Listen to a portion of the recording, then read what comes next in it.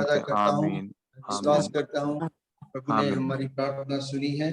और अभी टाइम मेरे पास है 5:35 हो गया है। क्या करें, आज का संदेश कल सुने, सीधा प्रार्थना में जाएं, क्या किया जाए। Praise God, holy spirit lead me and guide me. राबाली नहत परी दिलहे दिलबे शो बुखारा लाना हत परी दलहा नबा सिंद्रारी दलहा लबा हे दिले नहत परा। प्रभु जी हम प्रार्थना करते हैं, धन्यवाद देते हैं पिता परमेश्वर आपका, आपके अनुग्रह के लिए, आपकी दया और करुणा के लिए। आपने अपने बेटे को मुहैया कराया, शुक्रिया अदा करते हैं प्रभु। आपकी पवित्र आत्मा जो हमारा सहायक है, हमारा कंफर्टर है, काउंसलर है, हम धन्यवाद करते हैं। Thank you holy spirit, you are my advocate, my strengthener, my intercessor. Thank you, Lord. I submit this time into your mighty hand. Now you lead us, O Rahalana Hakpari Dilibe, Shahoko Rodoluna Hakpari Dalahalalaba, Sindari Halana Handari Dilhelebe. Thank you, thank you, thank you, Lord. Thank you, thank you, thank you, Jesus. Thank you, thank you, thank you. Adima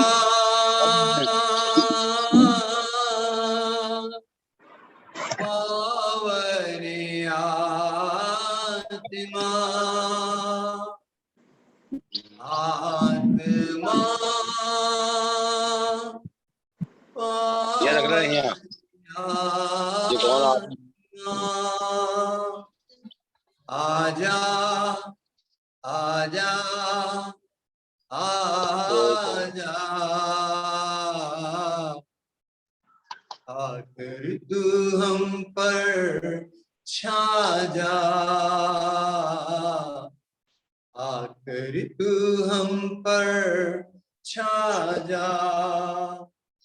पिता की आत्मा पुत्र की आत्मा, पिता की आत्मा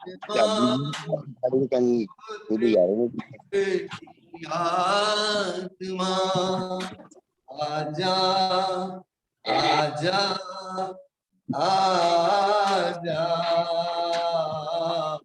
आकर तू हम पर छा जा, आकर तू हम पर छा जा। Thank you, wonderful Holy Spirit. You are the wonder of God. Oh, you are the wonder of God. Thank you, Son of God.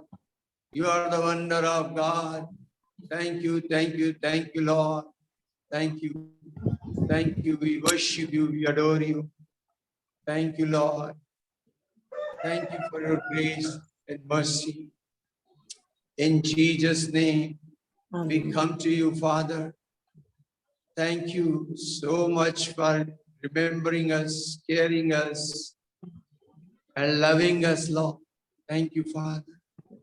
In Jesus' name, Amen.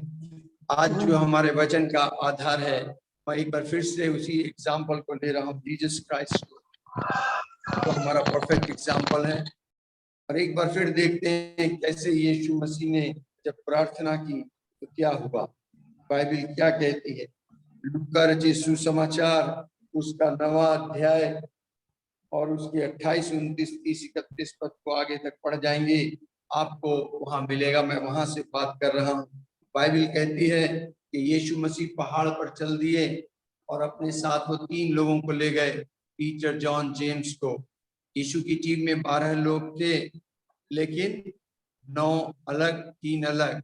9 दूर रह के प्रार्थना करते थे, 3 उसके करीब आकर प्रार्थना करते थे। मुझे और आपको चेक करना है, मैं और आप कहाँ हैं, 3 वाले ग्रुप में हैं या 9 वाले ग्रुप में हैं। एनीवे, जीसस जो है पहाड़ पर तीनों के साथ जाते हैं और वहां पर लिखा है कि जैसे ही वो प्रार्थना कर ही रहा था, वहां लिखा प्रार्थना कर ही रहा था, जब वो परमेश्वर की उपस्थिति में एंटर हुआ। पहाड़ का मतलब परमेश्वर की उपस्थिति में है ना। पर्वत जो है परमेश्वर की प्रेजेंस को दिखाता है। जब आपकी आत्मा प्रभु की आत्मा के साथ कनेक्ट होती है, वो स्थिति में जैसे ही प्रार्थना कर ही रहा था, लिखा है उसके चेहरे का रंग बदल गया, उसके चेहरे का रूप बदल गया।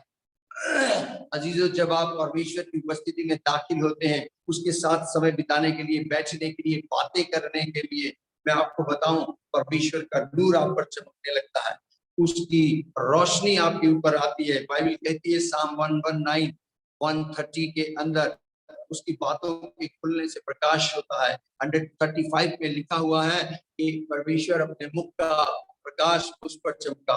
परमेश्वर की जो ज्योति है, उसका जो उजियाला है आपके चेहरे पे आने लगता है। आपको फेयर एंड लवली की जरूरत नहीं पड़ेगी। मैं आपको बता रहा हूँ दावे के साथ, जो व्यक्ति परमेश्वर की उपस्थिति में बैठते हैं, उससे बातें करते हैं, मैं आपको बताऊं, उसका नूर उस पर चमकने लगता है।